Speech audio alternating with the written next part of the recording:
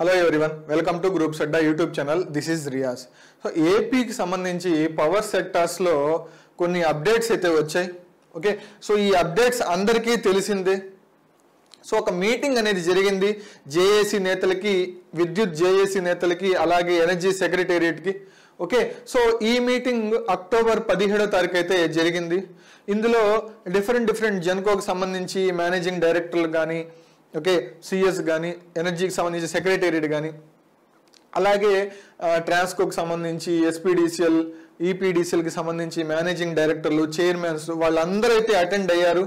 Okay, ఇది విజయవాడ విద్యుత్ సౌదాలోని జరిగింది. ఓకే, ఈ మీటింగ్కి వాళ్ళు ఎవరైతే జేఏసీ నేతలు ఉన్నారో వాళ్ళు వాళ్ళ డిమాండ్లు అయితే సో గవర్నమెంట్ ఎనర్జీ సెక్రటేరియట్కి వినిపించారు. ఓకే, అందులోని 29 డిమాండ్లతో ఒక పీడిఎఫ్ అయితే రిలీజ్ చేశారు.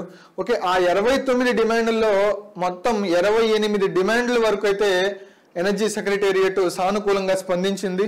బట్ ఒక్క డిమాండ్కి అయితే క్లారిటీ రాలేదు. ఓకే, సో అది పక్కన పెడితే సో మనకి ఎవరైతే ఆస్పిరెంట్స్ ఉన్నారో ఎలక్ట్రికల్కి సంబంధించి వాళ్ళకి ఇంపార్టెంట్ అయినవి రెండు పాయింట్స్ ఆ డిమాండ్స్లో. ఓకే, సో ఈ డిమాండ్స్ గురించి మనం చూసుకుంటే ఇందులో 7th డిమాండ్ ఏంటి అంటే సో ఇష్యూస్ డెసిషన్. ఓకే, వీళ్ళు చెప్పిన డిమాండ్స్ ఏంటి, వాళ్ళు ఇచ్చిన డెసిషన్ ఏంటి అంటే recruitment of all initial cadres. Okay, అన్ని క్యాడర్స్కి సంబంధించిన recruitment AW, JE, okay, JPO, assistant accounts, JAO, okay, JA and JLM సర్వీసెస్కి సంబంధించి వీళ్ళు డిమాండ్ అయితే చేయడం జరిగింది. సో దీని గురించి వాళ్ళు హైయర్ అథారిటీస్ ఏం చెప్పారంటే so direct recruitment will be taken up for all in cadres in all power utilities. Okay, అన్ని పవర్ యూటిలిటీస్ సంబంధించి ఏంటి, ఏపీ ఎస్పీడీసీలో కానీ, ఈపీడీసీలో కానీ, సిపిడిసిలో కానీ, ట్రాన్స్కోలో కానీ, జెన్కోలో కానీ, సో అన్ని పవర్ యూటిలిటీస్కి సంబంధించి నోటిఫికేషన్స్ అనేవి ఇష్యూడ్ బై 30 నవంబర్.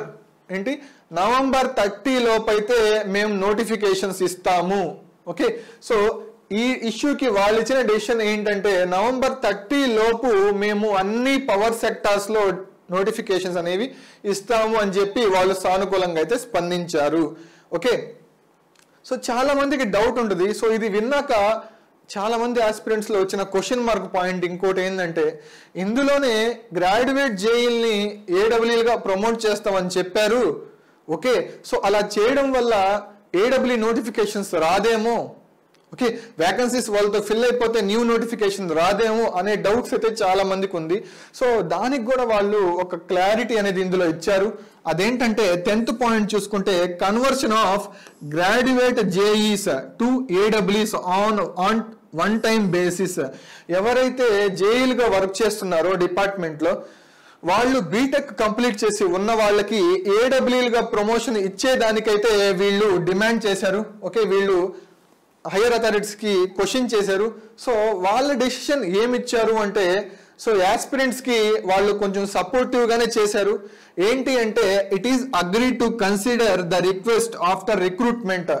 మీ రిక్వెస్ట్ని మేము అగ్రీ చేస్తాము ఎప్పుడంటే ఆఫ్టర్ రిక్రూట్మెంట్ తర్వాత ఏవైతే రిక్రూట్మెంట్ ఇస్తారో ఏడబ్ల్యూకి సంబంధించి ఆ రిక్రూట్మెంట్ తర్వాత మీ రిక్వెస్ట్ని మేము కన్సిడర్ చేస్తాము. Okay, and subject to the availability of vacancies ఉన్న అవైలబిలిటీని బట్టి మేము నోటిఫికేషన్ ఇచ్చాక రిక్రూట్మెంట్ అయ్యాక ఏడబ్ల్యూఎస్ రిక్రూట్మెంట్ అయ్యాక మీకు మేము రిక్వెస్ట్ని కన్సిడర్ చేస్తాము, అగ్రీ చేస్తామని వాళ్ళు క్లారిటీగా చెప్పారు. Without disturbing the original ratio. Original vacancies ఎన్నున్నాయో దాన్ని డిస్టర్బ్ చేయకుండా మీరు ఇచ్చిన రిక్వెస్ట్, మీరు ఇచ్చిన డిమాండ్ని మేము అగ్రీ చేస్తాము ఎప్పుడైతే ఏడబ్ల్యూ నోటిఫికేషన్ కంప్లీట్ అవ్వద్దో. సో కంప్లీట్ అయ్యాక సో వాళ్ళకి జాబ్స్ అనేది ఇస్తారు.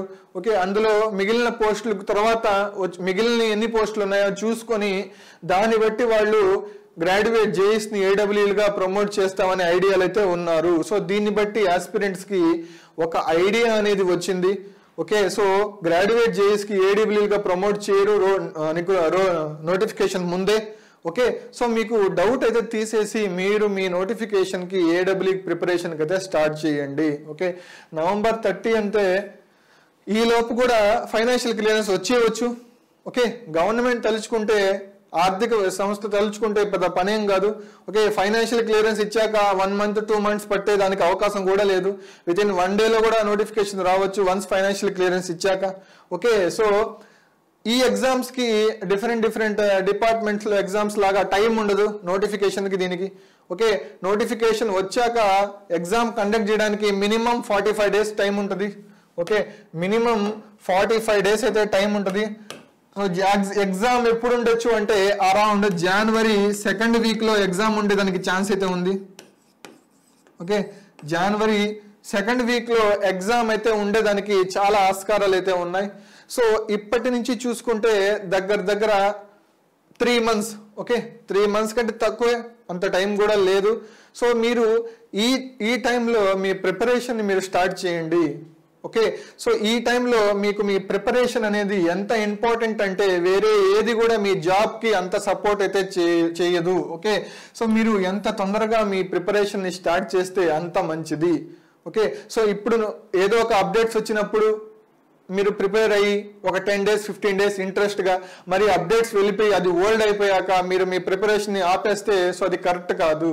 గవర్నమెంట్ జాబ్ క్రాక్ చేయాలంటే సాక్రిఫైస్ కావాలి, చాలా టైం సాక్రిఫైస్ చేయాలి. ఓకే, సో మీరు దానికి తగ్గట్టు మీరు మీ ప్రిపరేషన్ని స్టార్ట్ చేయండి. ఓకే, నోటిఫికేషన్ వచ్చాక టైం అయితే ఉండదు, అప్పుడు చదువుకోవాలనుకునే వాళ్ళకి అది కరెక్ట్ కాదు. సో చాలా మంది ప్రిపరేషన్ స్టార్ట్ చేశారు, సో చేయని వాళ్ళే మ్యాక్సిమంగా ఉన్నారు.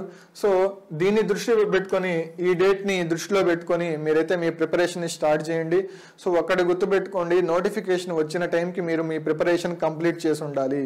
సో నోటిఫికేషన్ వచ్చిన తర్వాత మీరు చేయాల్సింది 2 పనులు ఏంటంటే revision and test series. So మీరు ఈ నోటిఫికేషన్ వచ్చిన తర్వాత ఉండే గ్యాప్లో గనక మీరు మీ టెస్ట్ సిరీస్ అండ్ రివిజన్ గనక చేస్తే ఖచ్చితంగా జాబ్ అనేది క్రాక్ చేయడంలో పెద్ద సందేహం ఏం లేదు. ఓకే, సో చాలా ఈజీ జాబ్ క్రాక్ చేయడానికి. ఓకే, సో అందుకు మీరందరూ ఈ డౌట్ ఏదైనా ఉంటే నోటిఫికేషన్లు ఏఈలకి రాదేమో అనే డౌట్ ఉంటే సో ఈ 10th పాయింట్ని మైండ్లో నుంచి తీసేసి మీరు ఈ 7th పాయింట్ కోసం ట్రై చేయండి.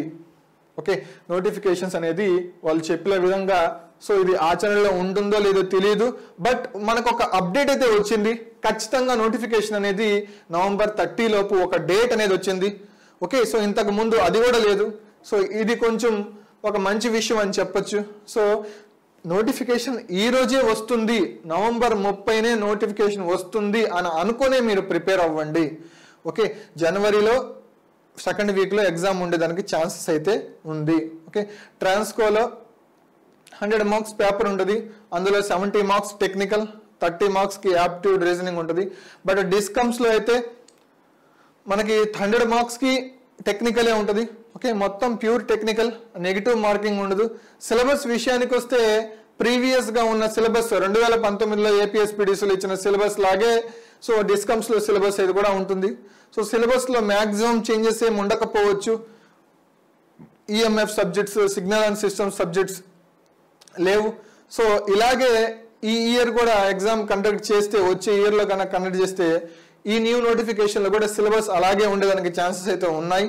ఓకే, సో మీరు మీ ప్రిపరేషన్ని వెంటనే అయితే స్టార్ట్ చేసి సో మీరు కోరుకున్న అసిస్టెంట్ ఇంజనీర్ జాబ్కి మీరు క్రాక్ చేయండి. ఓకే, సో టైం అయితే లేదు, టైం వేస్ట్ చేసుకోకుండా ప్రిపరేషన్ని స్టార్ట్ చేయండి. All the best, thank you.